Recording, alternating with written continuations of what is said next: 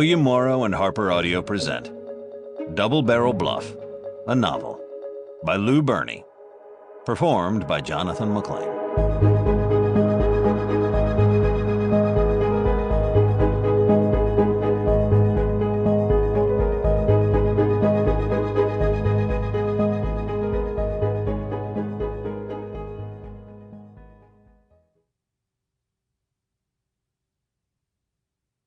For my aunts, Susan Berney, Mary Beth Berney, Janice Sensony, Rosemary Berney, Kay Sensony, Marjorie Harrigan, and Marge Berney. Chapter 1. Of all the ancient Watts near Siem Reap, with lotus flowers floating in secluded reflecting pools and stone ramparts broken to pieces by strangler figs, French's favorite temple, by far, was Bante Shre. Unlike Angkor Wat, Bante Shre was designed to invite, not overwhelm, with no tower taller than 30 feet and grounds that could be explored in half an hour or less. The reliefs on the lintels and pediments were unusually delicate, carved by women, according to local legend, and a special kind of rose-colored sandstone had been used on the main buildings.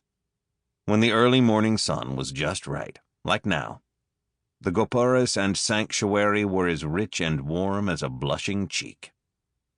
Seriously exquisite, French thought, gazing at the temple. Just perfect. He and Ramos sat parked at the far end of the temple parking lot, in the old yellow Mercedes that Ramos had stolen earlier in the week. Theirs was the only car in the lot, along with the pair of tuk-tuks waiting near the ticket booth. "Did you know, old chum," French said, "that in all of Angkor, all the various temples, no two apsaras are alike? Nuts, isn't it?" Ramos didn't answer.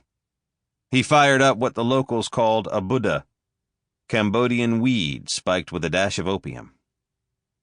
"Apsaras are the celestial maidens you see carved all over the temples," French went on. "Thousands of them, hundreds of thousands. And each and every lovely lady has a distinctive face, a unique expression.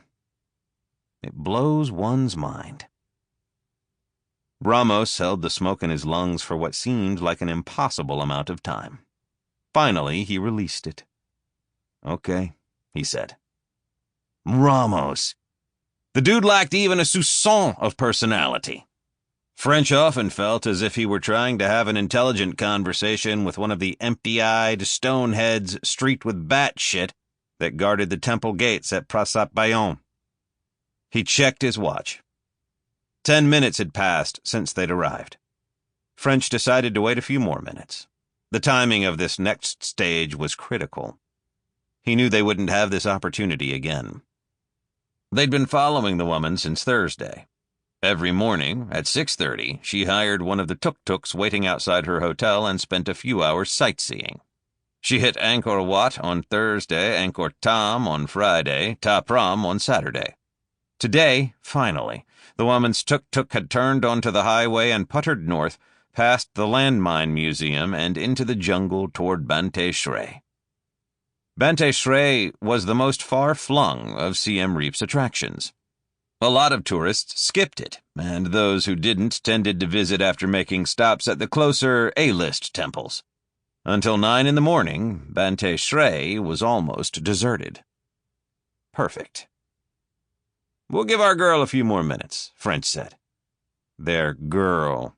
That's how French had begun to think of her, even though she was in her mid-40s or so, probably 6 or 7 years older than him or Ramos.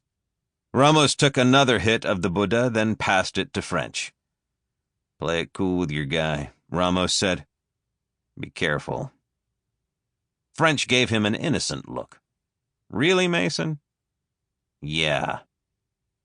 Ramos's expression didn't change. French had discovered that irony, no matter how thickly piled on, had little effect on Ramos. He was ridiculously literal, a mule pulling a cart. Oh well.